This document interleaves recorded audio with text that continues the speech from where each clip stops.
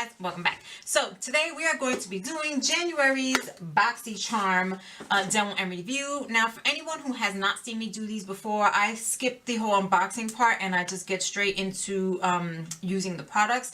Now what I've done this time, and I think I've only done this once or twice before, I've spent the week using most of the products from the box, except for the Tatcha mask. So let me quickly just show you what it is that I got in the box so you can at least see and know what that is. So I have the Briogeo Leave-In Conditioner Spray, the $1 Billion Brows Brow Pencil, the Tatcha Rainforest of the Sea Volume 3 Eyeshadow Palette, the Tatcha Luminous Dewy Skin Mask, and the Ofra Long Lasting Liquid Lipstick in Miami Fever.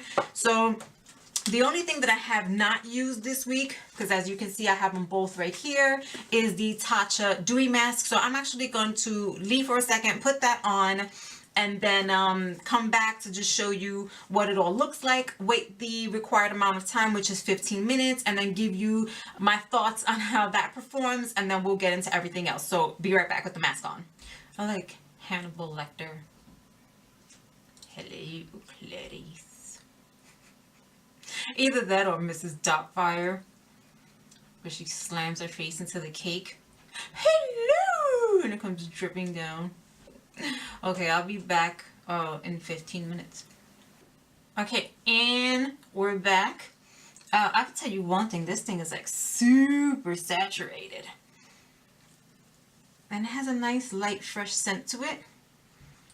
So that's pretty much that. Oh, my face has warmed that up a lot. Feels really cooling on the face, that's for sure.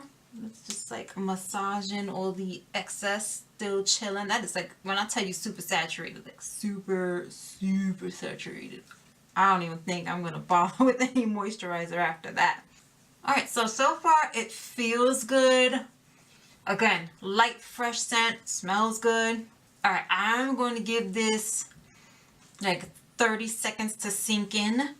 And then I am going to start my base. Okay, actually before I start with the makeup, I just wanted to show you really quickly that the mask says it is luminous and dewy, and I definitely think I don't have any moisturizer on or anything. I just have my face clean and dry in order to use the mask.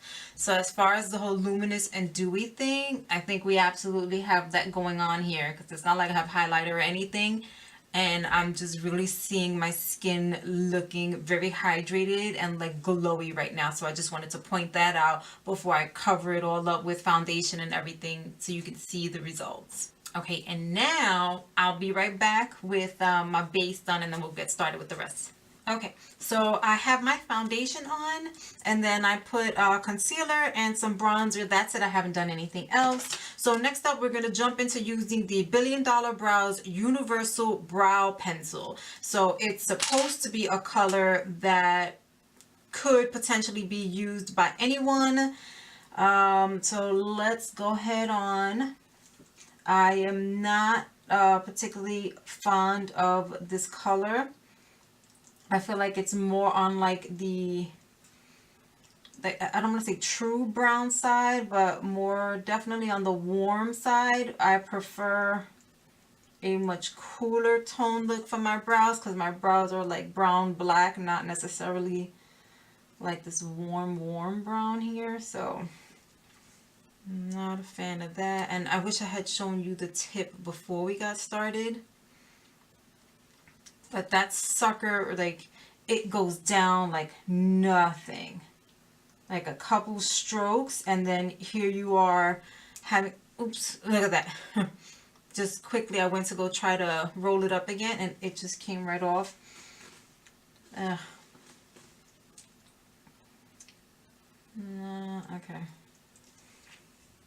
Alright, so I'm going to go finish up the other one, and then we'll be back to start the eyeshadow. We're going to be moving on to the Tarte Rainforest of the Sea Volume 3 eyeshadow palette. Here's what it looks like on the outside. Get yourself a nice size mirror inside, and then this is what the palette itself looks like.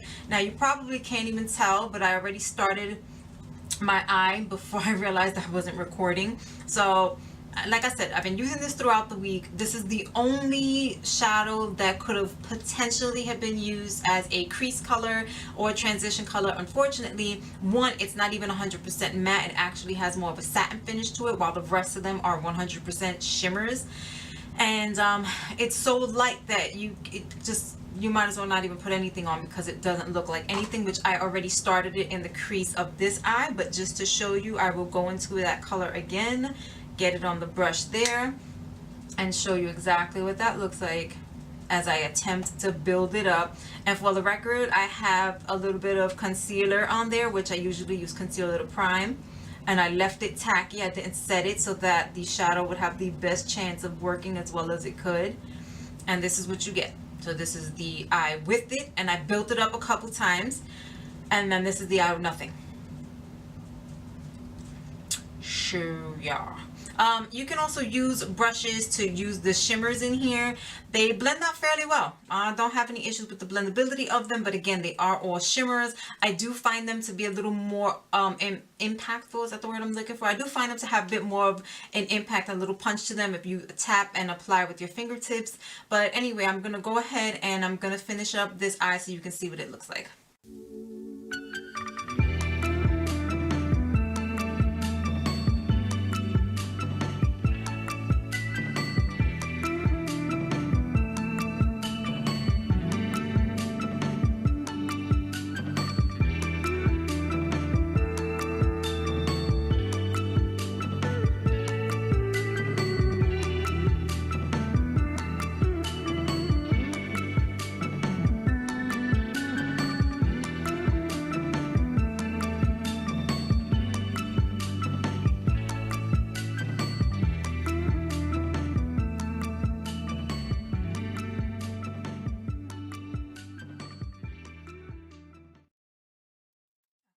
So last but not least, and yes, I had to let my hair down now, but last but not least, we have the long-lasting liquid lipstick from Ofra in Miami Fever.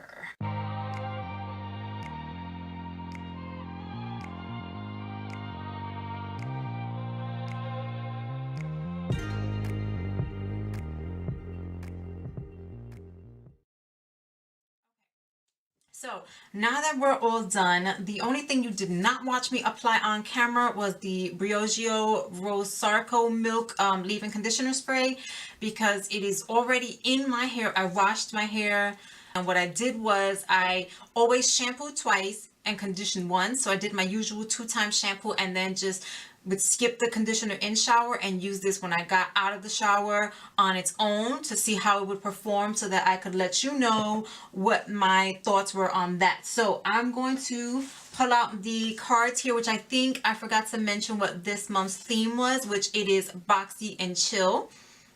I got 2 cards this month, but they both say the same thing. So I am going to go down the list of products from the back of the card, and we do actually have the Briogeo Rosarco Milk Reparative Leave-In Conditioning Spray 2-ounce bottle. They say that this retails for $12. I like this spray so much. The only problem that I have with it is the fact that a 2-ounce bottle is $12.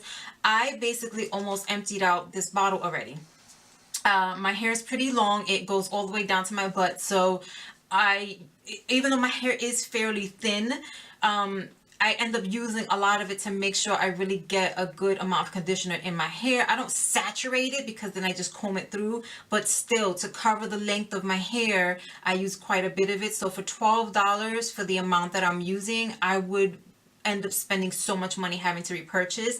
The smell is really nice. There is a rose scent to it. I'm not particularly a fan of rose scents, but it is so light and so refreshing. It's not like a heavy floral rose scent, even though you can tell it's rose. It's really difficult to explain, but it's sweet rose scent. Let's go with that. But it does smell very good. It's very light, it's very fresh.